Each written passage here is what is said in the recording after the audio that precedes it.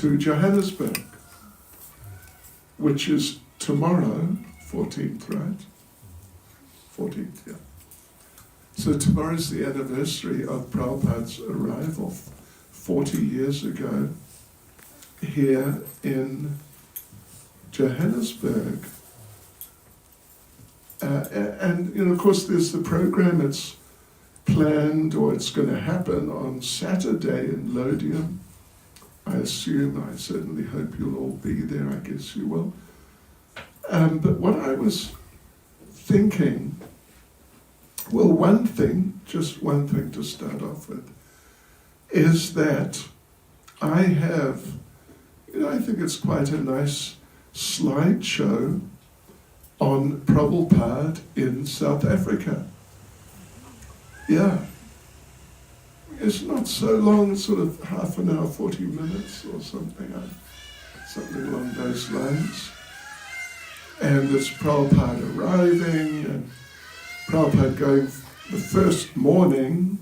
He went on a morning walk by the beach, Durban, and then, I forget, maybe the next day, or anyway, shortly after. All that information is in the slideshow. He did the program in the Durban City Hall, and then so on and so on. We have all the details and all that, and photos of all these things. I showed it in the Reservoir Hills Seva Samaj Hall. What was that, on the 10th, I think, which was the day Prabhupada did the program in it wasn't a hall, it was just a marquee. They hadn't built the hall yet. On that very day, 1975, so that was nice. So anyway, what I'm thinking of is that tomorrow night we could show you the slideshow and some other things, but we could do that. What do you think? Okay. Sure about that. Tonight's on, we're in town tonight, it's not festival. Hare Krishna. Tomorrow's far away. Tomorrow never comes. So anyway, it'll get you all to come again. I hope. So, okay. So, but now, right now, I would say there are two options. Oh, well, hang on. Yeah, well, Madan Mohan Prabhu, I just introduced him to you. There he is sitting there, you see. He is shortly going to be a sannyasi in ISKCON. Yeah. And that's why he's here. He is here because I'm a member of the sannyas committee, and I have to sort of, check him out.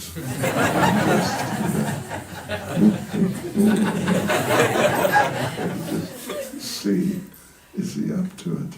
But he's definitely up to it, to say the least.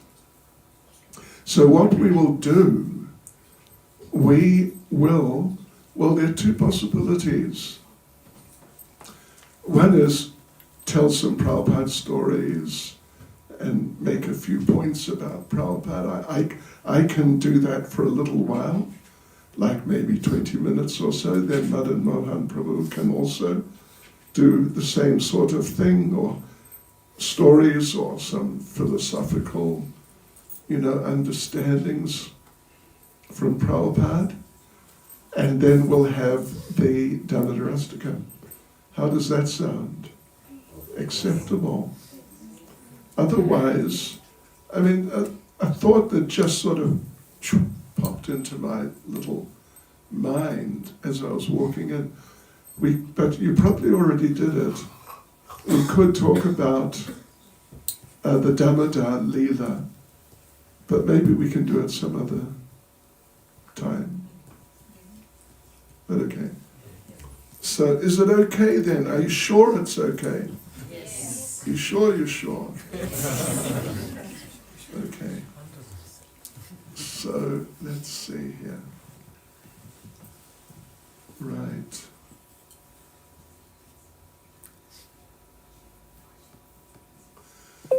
Nama Om Vishnu Pada Krishna Prestaya Bhutale Shrimati Bhakti Vedanta Swaminiti Namane Namaste Saraswati Deve Gauravani Pachane Nirvishesha Shunyavadi Paschatya Deshatane Vanchikalpatrubhyas Chakripa Sindhubhya Evacha Patitanam Pavanebhyo Vaishnavebhyo Namo Namaha Sri Krishna Chaitanya Prabhu Nityananda Shri Advaita Gadadha Shivas Adi Gaura Bhaktivinoda Hare Krishna, Krishna Krishna, Hare Hare Hare Rama, Rama Rama, Hare Hare.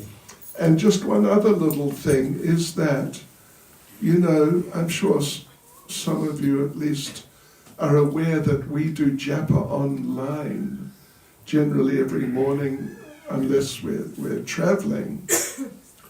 And so I'm assuming we'll just do it here tomorrow morning and every morning. So you're all welcome to come, feel free.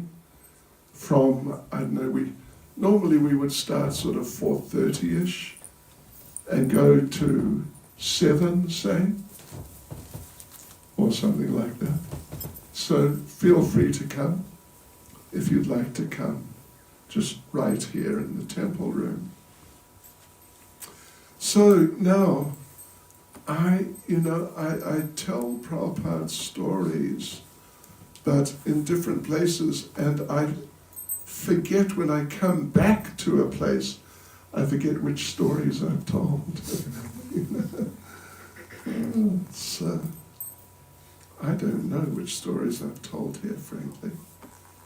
But somehow or other, when I was looking just like half an hour ago or so, I came across some stories told by Srila Prabhupada's lady disciples.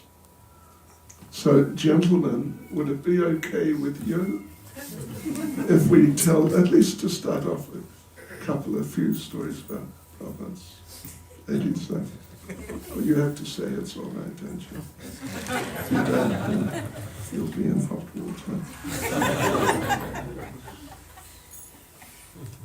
So, okay, here's a story told by Malati Devi Dasi, who was here, right, once, some years ago.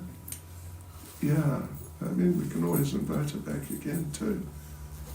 So, right, so she told the story that Srila Prabhupada was doing a big Pandal festival, like a giant tent campaign, you could say, in Delhi, in New Delhi. And she was cooking for Prabhupada in a sort of really like third world kitchen sort of thing, you know, very crude and rough, fourth world maybe. And it was this room was permanently flooded with about 2 inches, that's, you know, like that much water, permanently. And she was, of course, wearing a sari, and, you know, she had a petticoat underneath. And these things, she'd try and keep them out of the water, but it just wasn't possible. So they just became saturated. Have you heard the story before? Okay. So yeah, her sari, etc., just became totally saturated and stuck around her ankles. The only knife was a foot knife, which was on the floor in the water. Yeah, so it was really difficult. So one day she was out buying veggies in somewhere in Delhi, and she saw some Rajasthani ladies with selling very colourful Rajasthani skirts. Yeah, Rajasthani skirts. And they were sort of, like, sort of halfway, they came to like halfway between the ankle and the knee. Sort of, unusual, but she saw this, and they're multicolored, red and blue and green and yellow, and little, like little plastic jewel types, little mirrors, etc. They really, had character. And she looked at these and she thought, wow, if I use one of these, there's a good chance it won't get wet. And, it'll be much more comfortable for me. So she bought one. And the next day she was in the little kitchen with her new, they call that, you know what the Rajasthanis call that, ladies? It's a gagra. Gagra. Right, so there she is, and she's got the thing on, and the thought occurred, what happens if Prabhupada walks in? But then she thought, he hasn't walked in so far. So he's not going to walk in, so. Because she would then serve Prabhupada the prasadam. So she said, I'll put my sari over this skirt, and Prabhupada will not know any better. So the next day, there she is, and first day with her gagra, her skirt on, and sure enough, it was not getting wet, and it was just really good. And, everything's fine, and take a guess, devotees, what happened? Srila Prabhupada walked in. And there she is, standing up with this, however you put it, kind of halfway between the knee and the ankles, dress on, multicolored, with little mirrors, like really something quite extraordinary. And she said that Prabhupada came in, stopped, and stared at me, and said, in a not very appreciative manner, with a slight nod of his head, what is this? And Malati said that if it were possible to drown in 2 inches of water, I would have definitely done it on the spot. So anyway, she says, needless to say, that was the end of that experiment. And she went ecstatically back to wet around the ankles, saris and petticoats. Hare Krishna. Yeah. Here's another story. Well, she must have told you this. Did she tell you when she was here the story about when she cooked and served prasadam to Prabhupada and a group of his sannyasi godbrothers? Do you remember that one? Yes. You remember? You remember? You don't. You remember? Okay, I'll tell it then. So these godbrothers of Prabhupada, they're elderly, Bengali sannyasis, kind of very ethnic type people from like village backgrounds. So they were coming to lunch with Srila Prabhupada. And Prabhupada told her, and she thought that it would be best if I did not cook for them. I'll try and get one of the men who knows how to cook for them. So she went around, this is in Mayapur, and there's just a handful of devotees there. She went around and asked all the men, could you please cook for this, she explained the special event, special occasion. But all of them said, no, we're busy, I'm busy, I got to do this and that and everything. And so she ended up, all right, I guess I'll have to cook for them. But then she said, well, it will just not be right if I have to serve them prasadam personally, sort of right in their faces. So come on, she asked the devotee men that, can you at least come and serve prasadam? It would only be proper for sannyasis to be served by male devotees. But those male devotees said, oh, no, so busy doing this and that and everything. And we just cannot do it. So she had to cook and then serve. So she came in and started serving. And she had her sari. I won't make any comments about how some ladies wear saris here in South Africa. But she had her sari pulled over her face, like over. And this is how, even to this day, maybe it's not so common, but in villages and more sort of traditional places, how the married ladies dress. They don't just have it over their head. In the usual way, like Shitala does, you can see it, or Shreya does. See the examples there, about them. But they actually pull them right over, like right down to here.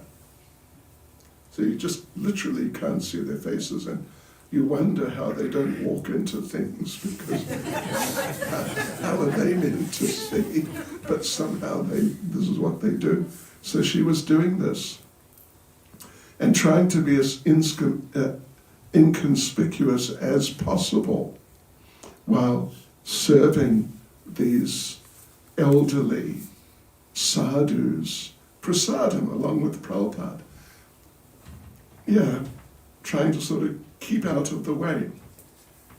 And as she's in the middle of doing this, after some minutes it's been going on, Srila Prabhupada announced in a loud voice to his godbrothers, this is my disciple, Malati Devi Dasi. She is from America.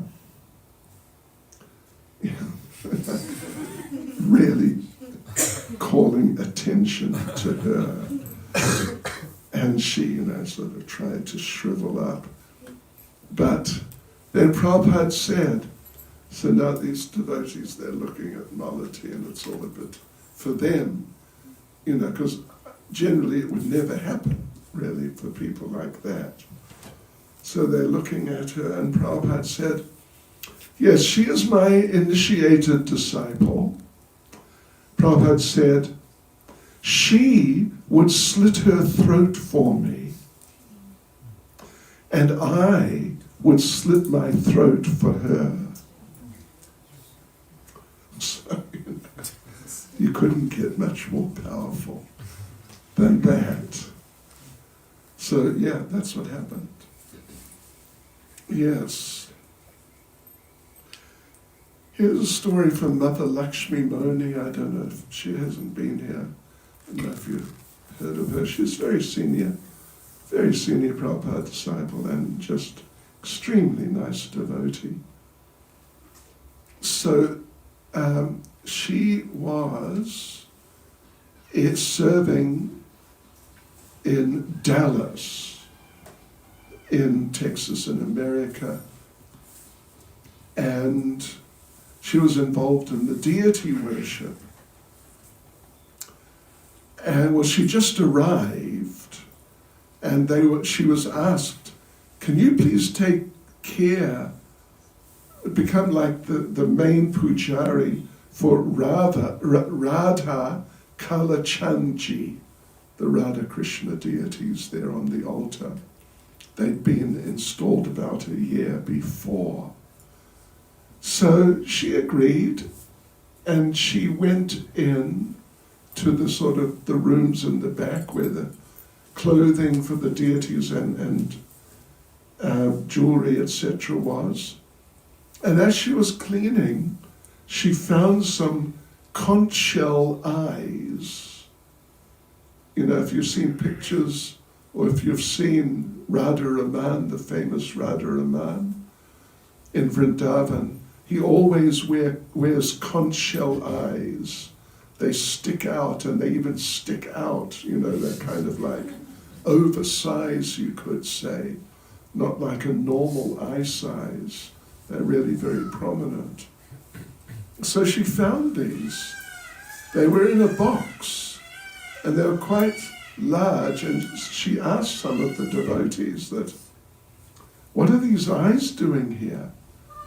And someone said, well, you know, when Radha Kala Chanji were installed, Srila Prabhupada mentioned that he thought it might be nice, you know, get the idea, sort of, you know, not like emphatic, but sort of conditional. It might be nice if he had conch shell eyes like Radha Raman. But, you know, it hasn't happened, and so, you know, we got them, but they're just sitting there. Yeah. And we thought, the devotee said, we thought they looked rather strange. And so, and Prabhupada didn't say, you know, please put them on. So we just kept them aside. So Mother Lakshmi Moni was thinking, you know, that's strange. I mean, Prabhupada said he felt they would be nice, they might be nice. So she went, well, Prabhupada was there in Dallas, staying in the temple. She went to see Srila Prabhupada, and she said that, Srila Prabhupada, you know, I'm the pujari here now for Radha Kala Chanji, and I found these conch shell eyes, and I heard that you had said it might be nice if Kala Chanji, Krishna, wore these conch shell eyes, so I just wanted to let you know that I have them. And if you want me to put them on, I will. Actually, I must give a little bit of background information, just a little bit. This story, she told this story during a Prabhupada festival in Los Angeles temple. And at some point in the festival, there was a competition. You know, there are many Prabhupada disciples there, really, many. And there was a competition. Who of Prabhupada's disciples got most heavily chastised by him? There's a competition. And so one devotee said, oh, yeah, it was me, and told his story. And everyone thought, wow, yeah, that was pretty heavy. Someone else said, well, no, look, I got more heavily chastised, and told his story or her story. And everyone thought, yeah, wow, that was pretty dramatic. But then Mother Lakshmi Moni told the story. That's the background. So, yeah, you know, I just want to let you know, Prabhupada, if you want me to put those eyes on the deities, I will. And Prabhupada said, well, you know, not like emphatically, but Kala Chanji's eyes are fine just the way they are. And so she thought that maybe didn't quite understand what she was saying, and so she should repeat it, just so Prabhupada, it's clear to Prabhupada what she's talking about.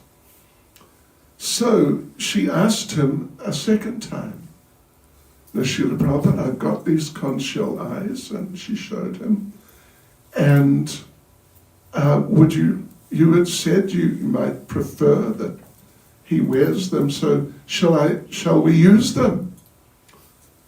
And Prabhupada again said that his eyes, and becoming more emphatic, his eyes are fine just the way they are.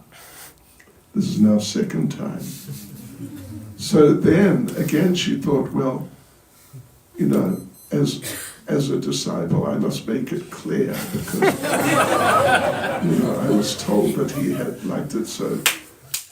So she said, but Srila Prabhupada, if you want me to put these conch shell eyes on Kalachandji, I will do it. And Prabhupada raised his voice. And Prabhupada said, but I am Prabhupada. And I am telling you what I want.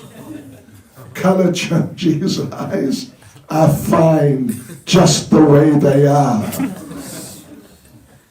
And they sort of blew her out of the room. So everyone agreed she won the competition. She got chastised more than anyone else by Prabhupada.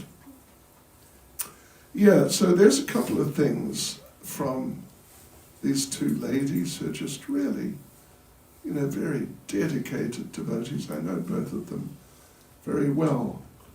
Let's see.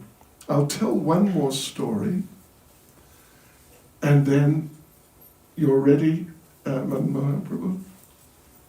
No. You see,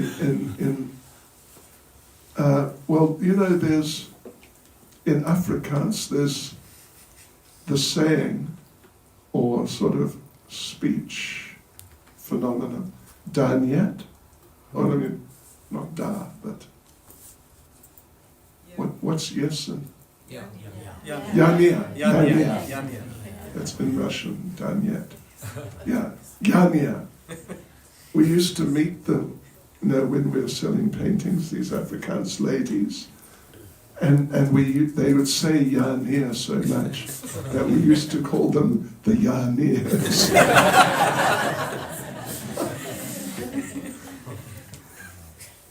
But they contributed a lot to the Radharanath temple, I must say. I mean, I don't know how many tens or hundreds of thousands of rands. Yes, right, okay, so,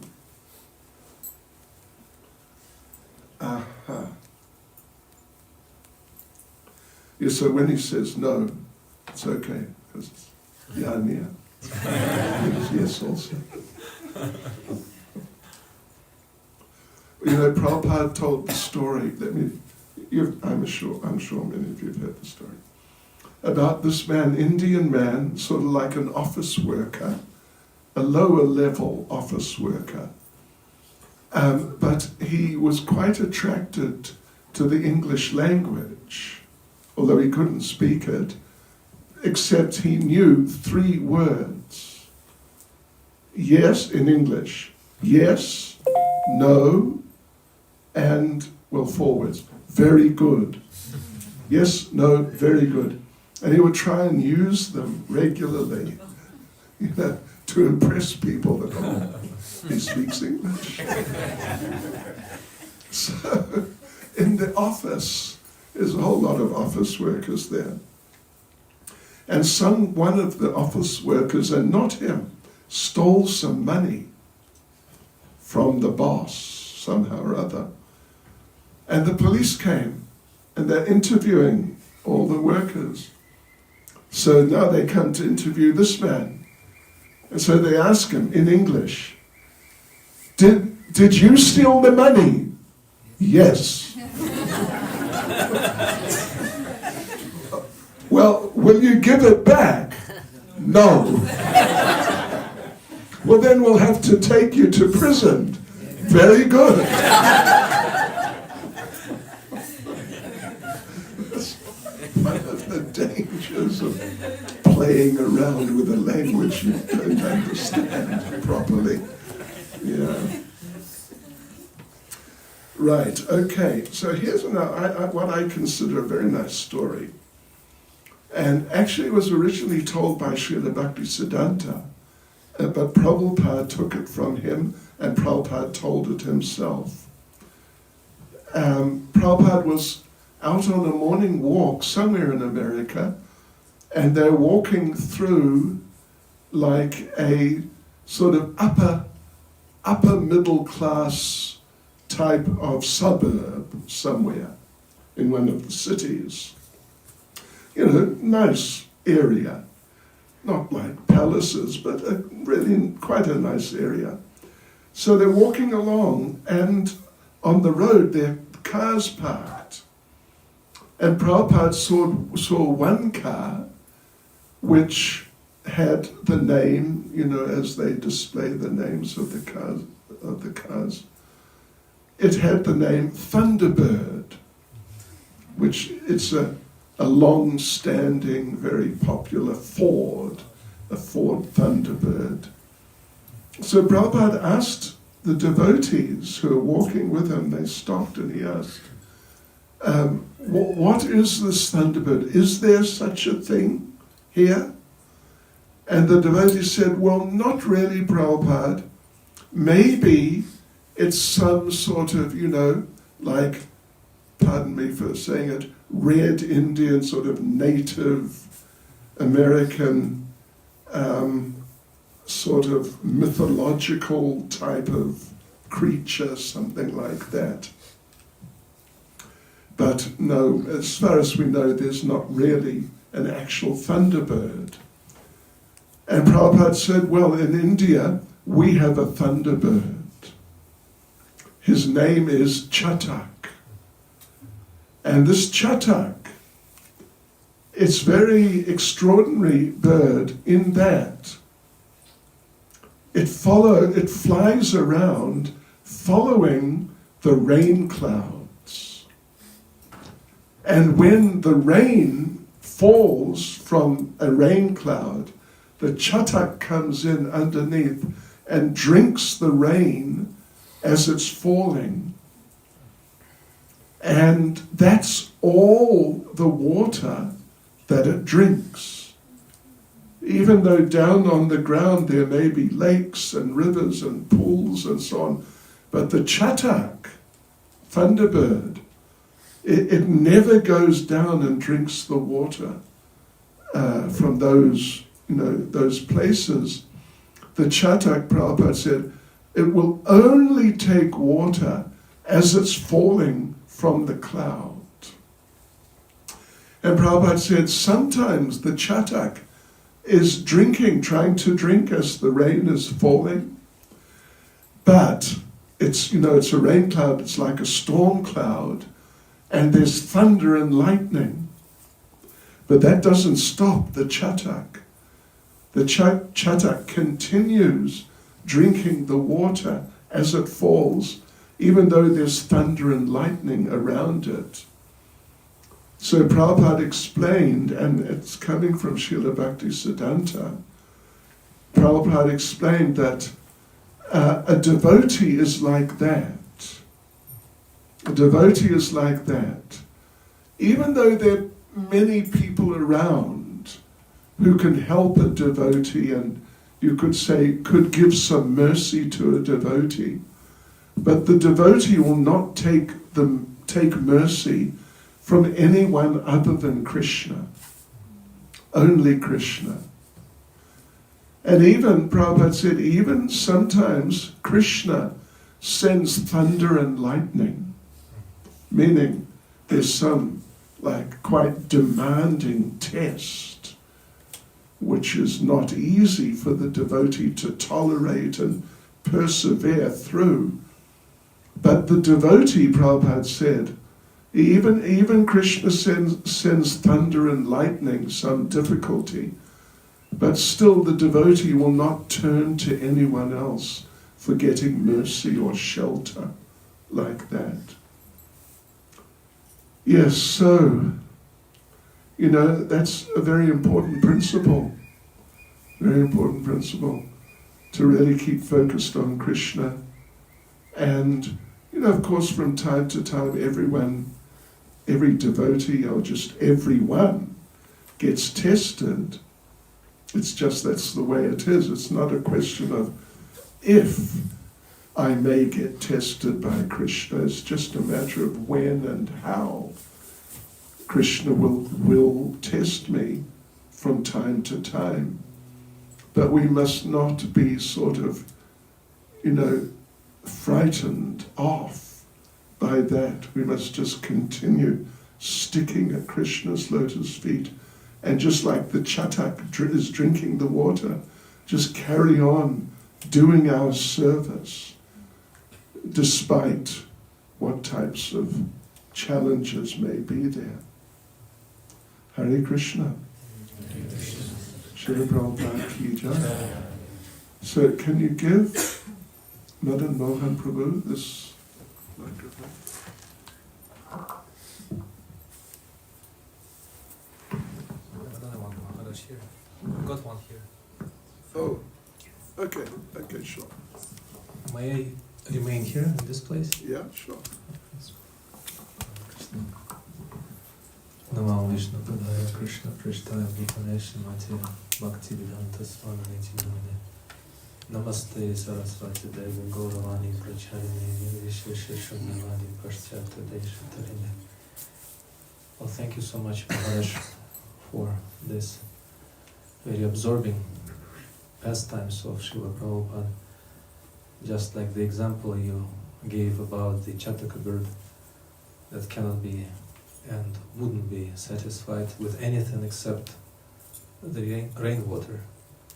In the same way, devotees of Srila Prabhupada, his immediate disciples, and also the disciples of his disciples down that line, are not satisfied with any source of inspiration in their spiritual lives except something that either comes from Srila Prabhupada directly through his books, or through his lectures, bhajans, or through the mouths of his disciples who carry his message. And they're kind of very similar in terms of the function to clouds. Like in the 6th canto of Srimad Bhagavatam, when Ajamila is confronted with Yamadutas who came to take his life out of his body, then he, of course, as we know, involuntarily chanted the name of Narayana, meaning to call his youngest son, and then the 4 Vishnadutas appeared. And the interesting description in the Bhagavatam depicts them as carrying, they're called Vasudevokta Karinaha. They're the carriers of Lord Vasudeva's message, Vasudeva Ukta Karina, and they carry out his orders. And then the last line of the description says, Megha Nirharadaya Gira. They are rumbling, just their voices were as thunderous, as sonorous as those of, as the sound of thunder. Megha Nirharadaya Gira. And Srila Prabhupada's voice, as devotees recall, as we can ourselves hear quite well in his recordings, is that kind of deep, not in a vocal sense, even though it was also deep in that vocal sense, but deep with the unfathomable instruction, not wisdom. Wisdom is too shallow a word to describe the voice of Srila Prabhupada. As we just read recently in Durban in the temple, in one of the classes, Srila Prabhupada writes in the 4th canto of Srimad Bhagavatam, he says the sound of a pure devotee's voice is transcendently powerful, and because it carries the saffron particles of Lord Krishna's lotus feet. Lord Krishna always dances on the pure devotee's tongue, and then his feet shake off or give off those saffron particles of mercy.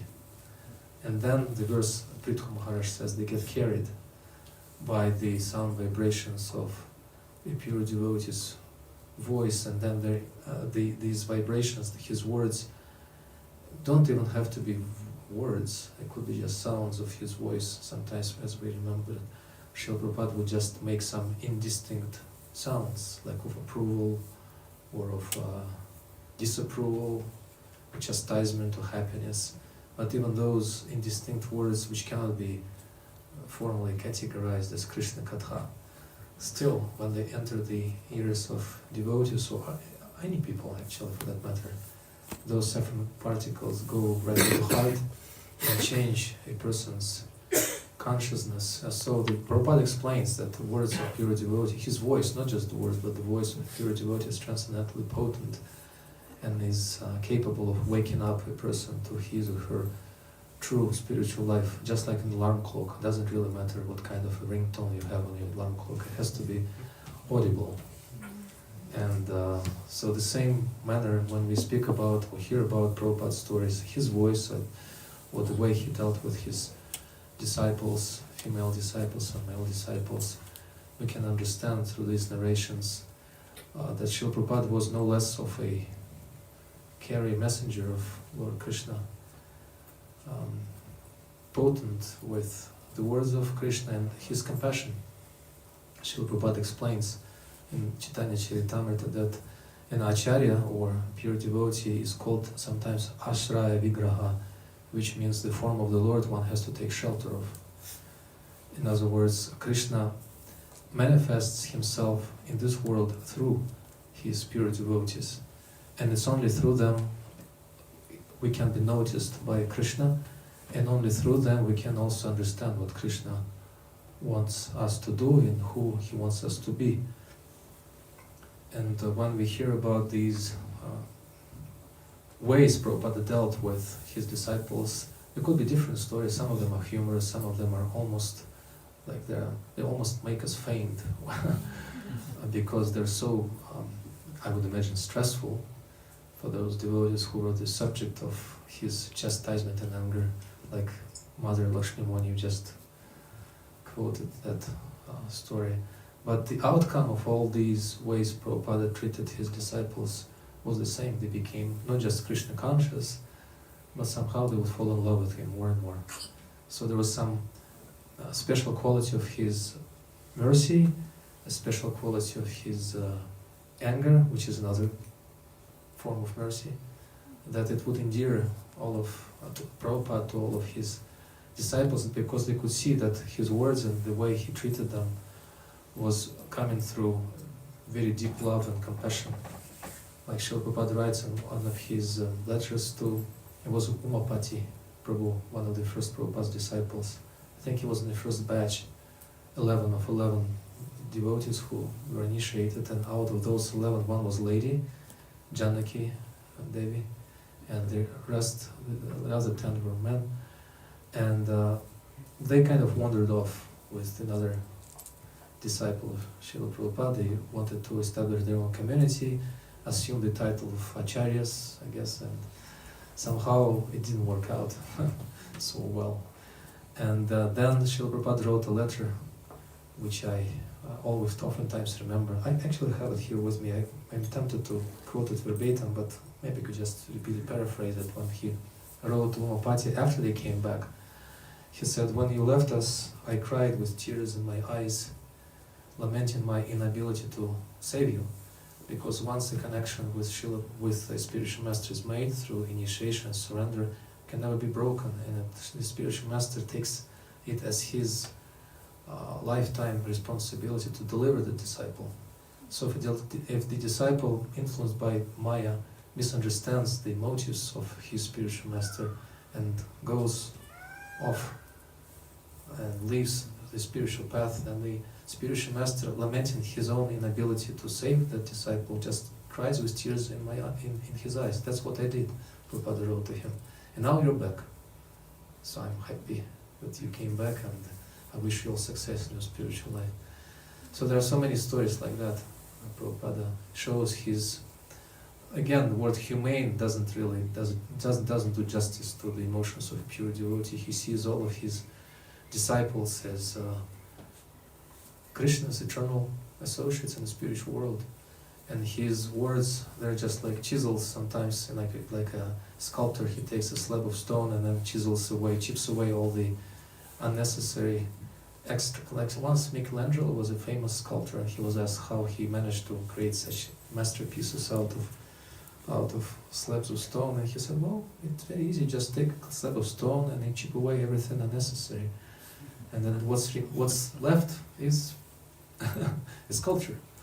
So Prabhupada did that with his words and his actions. He chipped away at devotees' maya and their illusions and their resistance and ability to follow spiritual path, but he also reminded us that he actually created that ability to follow the spiritual path.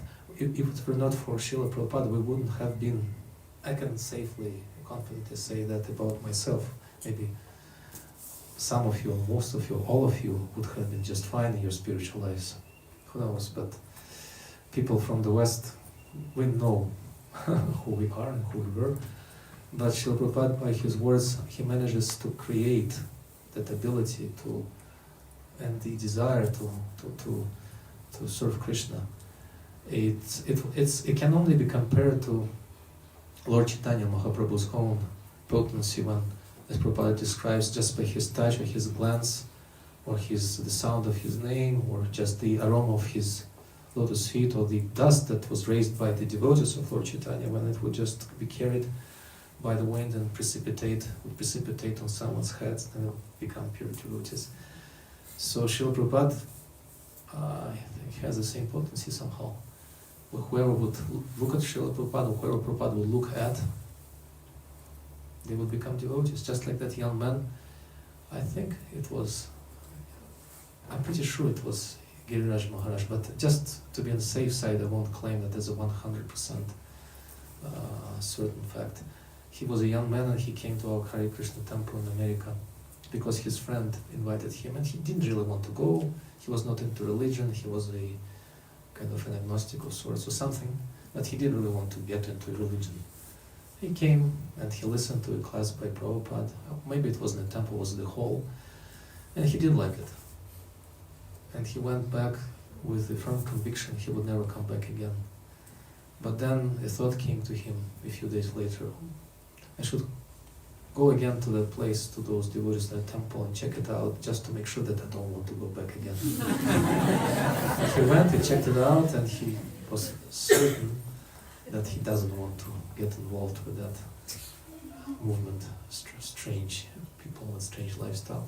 And then the same thought popped up again in his mind a few days later. Why don't I just go there and check out again, just to make 100% sure? Which he did. And then it continued for a while with his experimentation. And then he ended up being shaved up, and donning a dhoti, chanting Hare Krishna mantra and beads. And then Prabhupada came and he looked at him, shaved up with a tilak, and he said, "Oh, you're here. I was praying for you."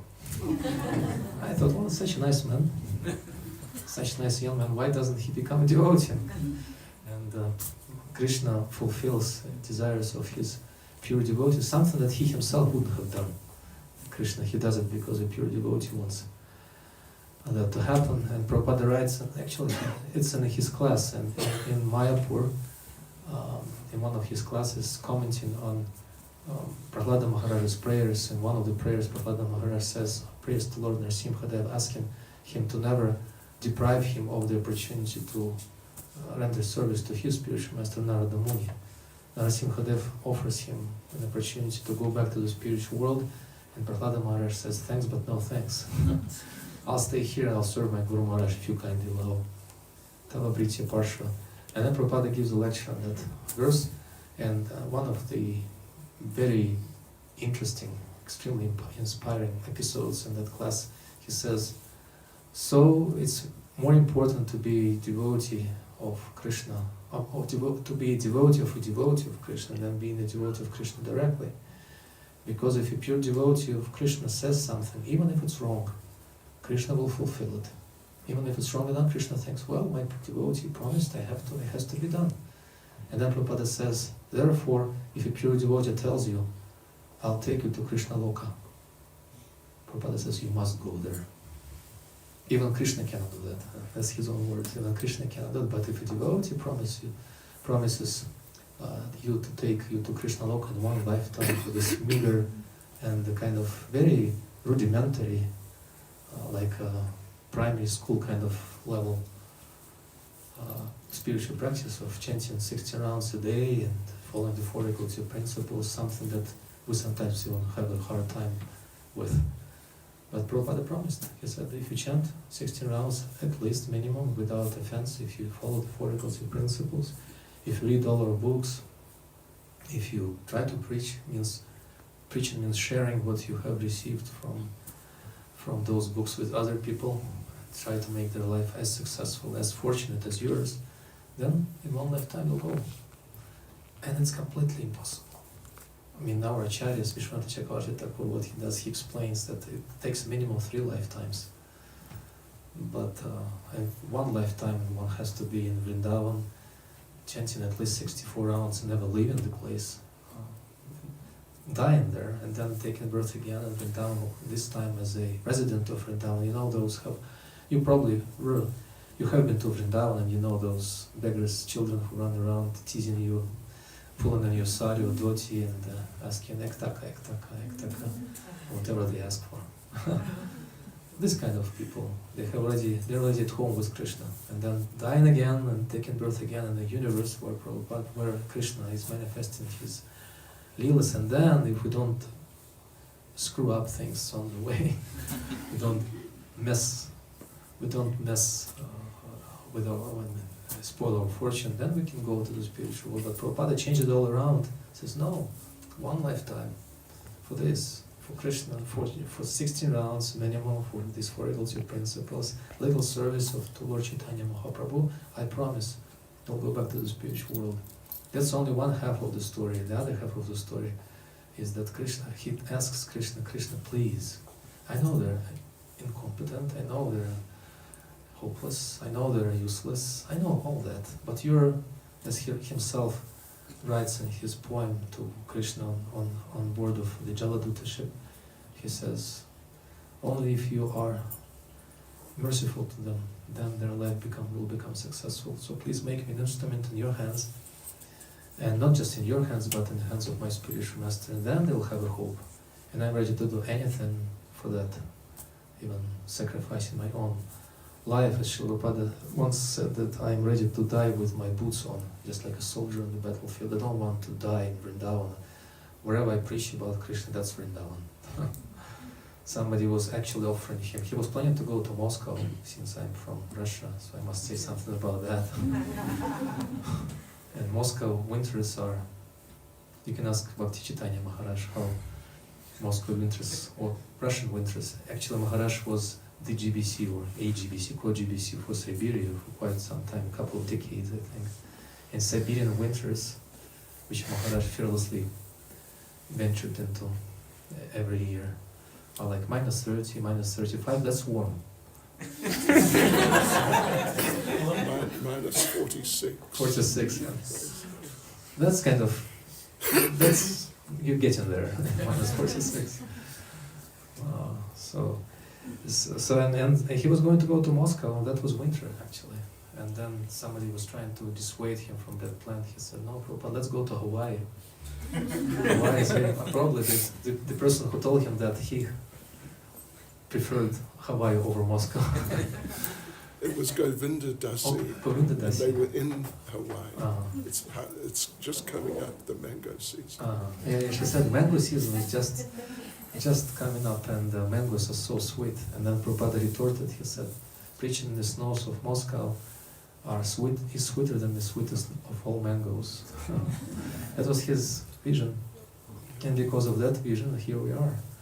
So what Maharaj has just explained in those episodes described of his Srila Prabhupada's treatment of his lady disciples, just one facet of his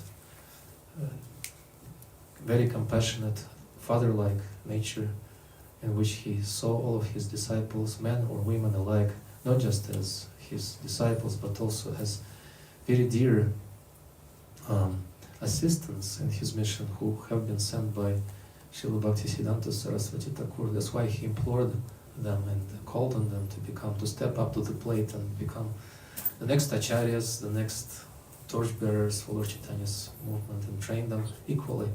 As actually Maharaj he started his discussion or description of those pastimes. I don't know but says Prabhupada anyhow, so how can we be shy about reading Prabhupada's own words and his Chaitanya Charitamrita of all books?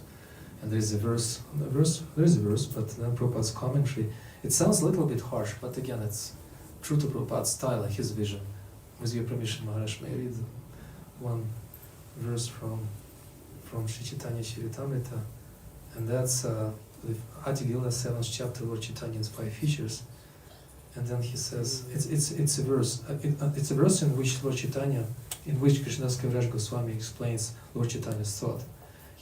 Lord Chaitanya thinks, I wanted everyone to be immersed in this inundation of love of Godhead, but some of them, referring to unfortunate people, have escaped.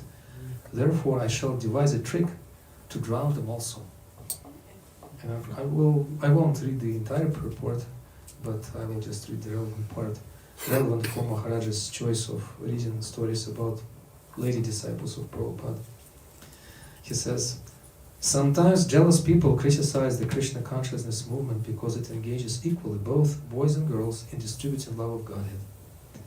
Not knowing that boys and girls in countries like Europe and America mix very freely, these fools and rascals criticize the boys and girls in Krishna consciousness for intermingling.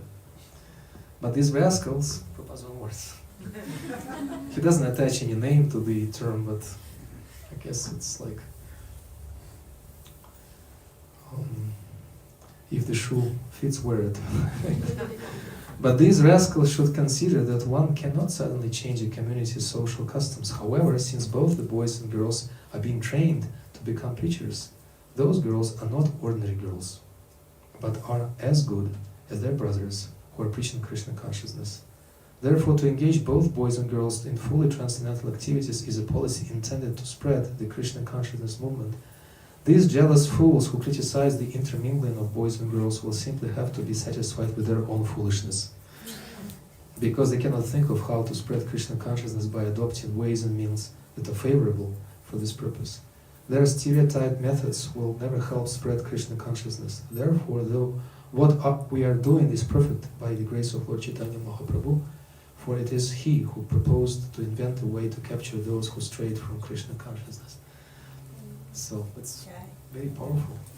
And Prabhupada captured himself so many girls like Mataji Vishaka Devi, who was again an atheist and a feminist, and she didn't want to accept anyone as an authority in her life. And she writes in this beautiful book, 5 years, 11 months, and what's it, Life Full of Unexpected Love? That's the title of the book. And she writes about how Prabhupada captured her heart from the very beginning of their conversation. You know what Prabhupada told her to capture her heart? Mataji Vishaka. How would you capture the heart of a feminist, atheist, and basically very successful woman who is on her career track, and she doesn't want to bow down to anyone? Prabhupada had a way. She came with her cameras. She was an accomplished photographer with her husband, would be Yadubara Prabhu. And they came to Mumbai because someone referred them to Prabhupada as the authority on things Indian, because they wanted to capture glimpses of traditional India, something spiritual, whatever that might mean. So they came to Prabhupada's quarters in the Takash building, and with cameras, expensive looking cameras, and they asked him, could you please tell us how to go to Vrindavan to make a series of photographs. Prabhupada looked at them, chuckled, and he said, you are foreigners, you don't speak the local language, they will cheat you and they will steal your cameras. So that was, and she was completely won over, she writes, by those words, because he sounded, visibly he was elevated, he was glowing, and he was effulgent, and he was very aristocratic and very profound personality. She could see that as a photographer. But then what he spoke to them sounded so matter-of-factly, down-to-earth and kind of relatable, and she could understand this is a person I would really love to surrender. Maybe I won't be able to. And then the whole book depicts her, documents her journey to becoming Srila Prabhupada's faithful disciple, and by her grace now we have so many wonderful pictures of Prabhupada through her eyes. And another story, I'm sorry Maharaj, I'm probably rambling on for too long. One more. One more. Was about, which one should I tell?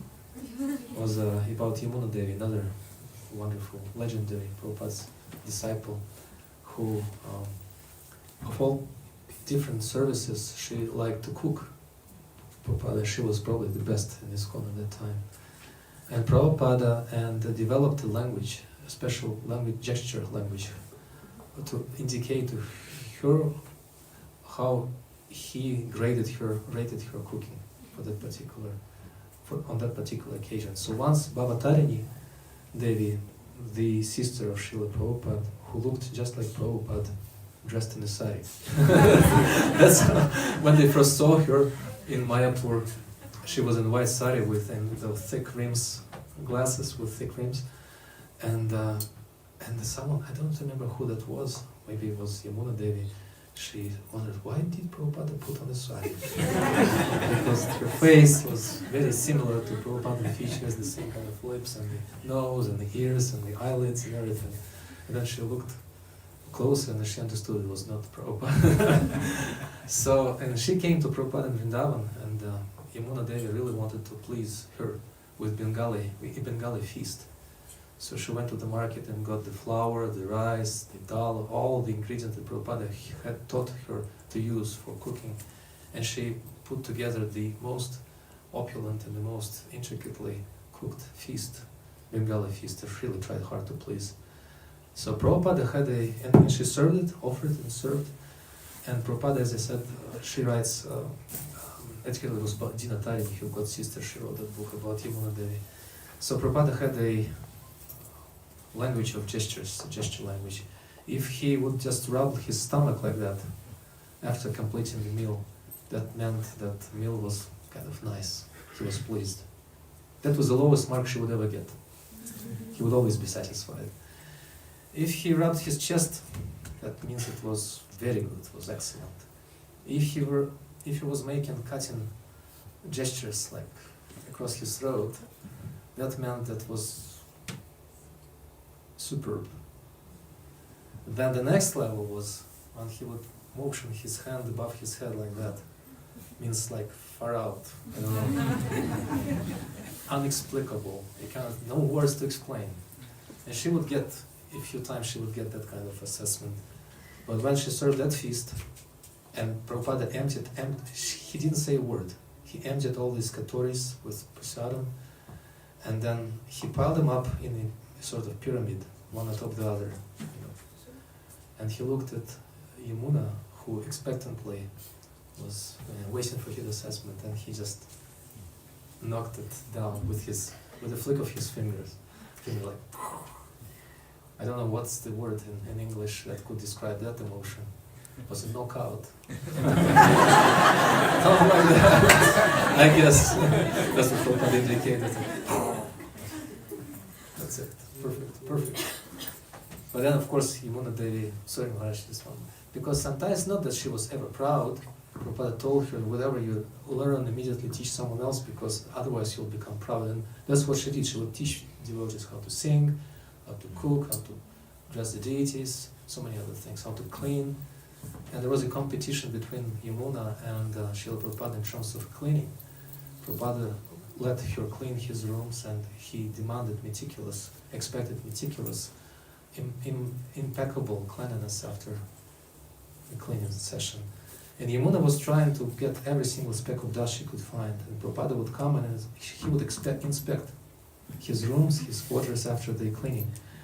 So once he came, and he ran his finger across the table and was no dust, and Yamuna was very happy. And he ran his finger underneath the table. There was no dust, and she was even happier. Then he opened the drawer and ran his finger inside the drawer, along the edges. You know that pesky dust when it gets into some crevices and you don't expect it to be there, but it's there. So Prabhupada ran his little finger across all these cracks and everything, and there was nothing there. There was nothing there. And Yamuna was elated, and she looked as if she was like a copper vessel, freshly cleaned herself. And Prabhupada took out a stapler out of his drawer, opened the stapler, and put his little finger inside the stapler, and drew it, and then showed there was some dust. And she showed it to her and said, "Useless. You are useless." And he explained that is the duty of the spiritual master to find fault with his disciple, so he doesn't feel that he's already perfect. So that was like a few stories. Maharaj, with your permission, I can finish it, can I? Yeah, sure. Thank you very much. Really nice. Really nice, actually. Extremely. Have to do this. Anyway, yeah, great. Thank you very much. Spasiba vam bolshoye. Hare Krishna. Okay, devotees, I think it's time for us to have the Damodarastika.